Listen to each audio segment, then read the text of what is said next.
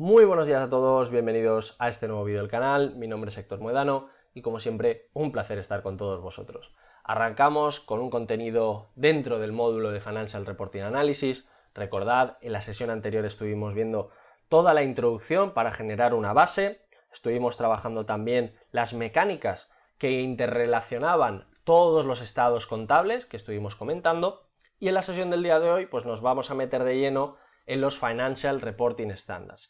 Los Financial Reporting Standards vienen a ser básicamente la manera o los mínimos o incluso los procedimientos a los cuales yo me tengo que acoger como empresa para presentar unos estados financieros correctos y que sean aprobados y aceptados por el determinado regulador. Nos vamos a encontrar que tenemos dos metodologías, una es la americana y otra es la internacional, vamos a estar trabajándolo. Que sirva también este vídeo como introducción. Ya os digo, las diferencias que existen entre estas dos teorías o estas dos filosofías de representar los datos son tremendamente extensas. Voy a buscar también algún documento y os lo pongo en los comentarios también, en lo que es la firma del propio vídeo, para que lo veáis. Bueno, como digo siempre, el que quiera continuar o el que quiera profundizar mucho más, ahí lo tiene, pero desde mi punto de vista vamos a tratar de ser eficientes, vamos a explicar cuáles son los conceptos, en qué se diferencian, y a partir de ahí pues cada uno que pueda ampliar contenido. Como os digo, no se trata de unas definiciones que se quedan aquí o de un material que se queda aquí, sino que se va a ir repitiendo a medida que avancemos dentro de estos distintos temarios, ¿no? Por decirlo de alguna manera. De hecho, hablaremos muy distendidamente sobre las diferencias que existen entre el US GAAP, que es el criterio americano, y el IFRS, que es el internacional, para todo el concepto de inventarios. Porque, pues bueno, sí que es verdad que hay mucha convergencia, que hay cosas que se hacen igual desde los dos criterios, pero concretamente en el de inventarios aquí existen bastantes discrepancias. Lo veremos, ¿vale? Dicho esto, explicábamos Financial Reporting Standard, uno de sus objetivos principales, ¿cuál es? El de la comparabilidad de la información financiera, que no coja cada equipo auditor o cada equipo contable y se ponga a hacer las cuentas de la manera que considere. ¿Por qué? Pues porque a la hora de tener unos estándares, pues obviamente si cada uno hace lo que le da la gana, pues de estándares nada. Para ello existen, o de hecho, existen dos reguladores, uno dentro del marco internacional y otro del marco americano. En el caso internacional, yo me voy a referir al europeo porque, bueno, pues principalmente es el International Accounting Standards Board. No hace falta que no sepamos todo este nombre, tampoco hace falta que no sepamos el americano, Financial Accounting Standards Board, no hace falta, pero sí este de aquí, ¿vale? En el caso americano el GAAP y en el caso internacional europeo el IFRS. El IFRS es el International Financial Reporting Standards, esto sí que es importante, siempre nos van a hablar de IFRS, ¿vale? Por lo tanto que nadie se preocupe, frente al US GAAP. Esta va a ser la categorización principal y en la cual, pues bueno, a lo mejor en un ejercicio nos piden que lo hagamos desde esta metodología o desde la otra. De ahí la importancia de que sepamos cuáles son las diferencias que existen de criterios entre unos y otros. Os he querido dejar también una definición.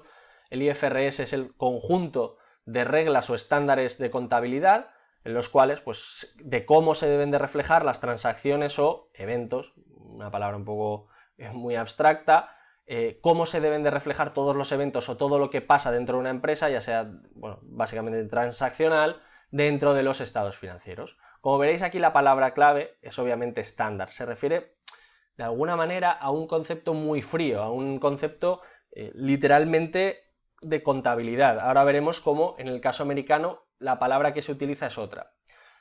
GAAP is a common set, es decir, es un conjunto común, aceptado, de principios. Fijaros aquí cómo la palabra ya cambia. Esto ya nos estamos refiriendo a principios, estándares y procedimientos. Estas dos, estándares y procedimientos, tendrían mucha relación con estos estándares de aquí, pero ya la palabra principios nos está introduciendo ya un concepto más ético, es decir, que ya no solo las propias empresas, ni los equipos contables, fijaros aquí, ni los contables, deben de tener ya una serie de principios. Obviamente una empresa en sí misma no tiene un principio, no, el que tiene el principio son el equipo directivo, los contables, etc. Por lo tanto aquí ya habla de un concepto mucho más ético y que como curiosidad pues os lo quiero plantear para que sepamos pues por dónde va el IFRS y por dónde va el GAAP. Pues algunas, en el caso americano, pues más desde el estilo del honor, de hacer las cosas bien, etc. En el caso del IFRS, pues simplemente los estándares que hay que seguir y mientras los sigas, pues aquí no va a pasar nada.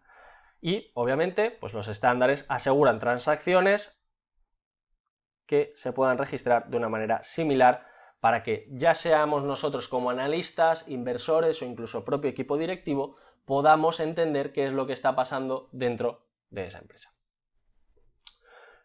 Otro elemento clave, pues bueno, y con esto vamos a cerrar, como veréis no va a ser un vídeo muy extenso, los dos criterios o las dos características que debe de tener toda información financiera cuando realizo pues ese registro, ¿no?, de estados financieros.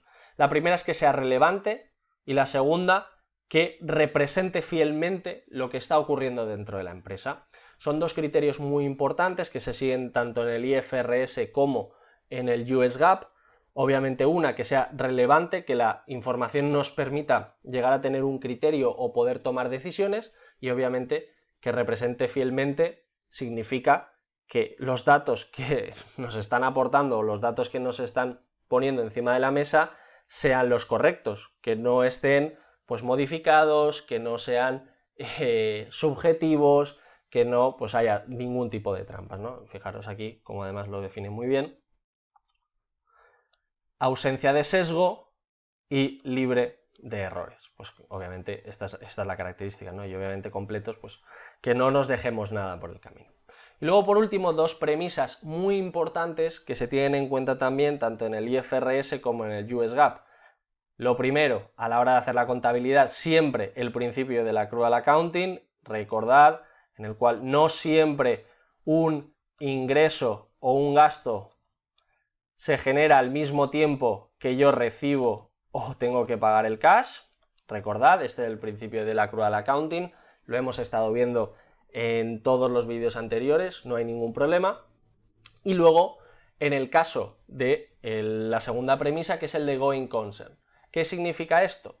Pues lo que significa es que vamos a presuponer siempre a la hora de hacer los números que la compañía va a seguir existiendo indefinidamente. Esto lo hablaremos también con el tema de los impuestos, que los podremos aplazar, podremos tener bases negativas, etcétera. Pero bueno, básicamente dentro del principio de contabilidad vamos a presuponer siempre que pese a que la empresa vaya a declarar la bancarrota dentro de 2 años, siempre que yo planteo, siempre que yo refleje los estados contables de una empresa, debo de presuponer que va a continuar, ¿vale? Simplemente estos dos criterios, estas dos premisas, que son muy importantes y que creo que a la hora de explicarlas también vienen bien. Dicho esto, voy a dejar aquí el vídeo, espero que os haya valido muchísimo la pena. Si te ha gustado, tienes aquí pues la posibilidad de suscribirte, pásate por el blog de Rankia donde tienes todas las diapositivas, y por mi parte pues ha sido un verdadero placer, espero que te haya gustado y nos vemos en el siguiente vídeo. Un saludo.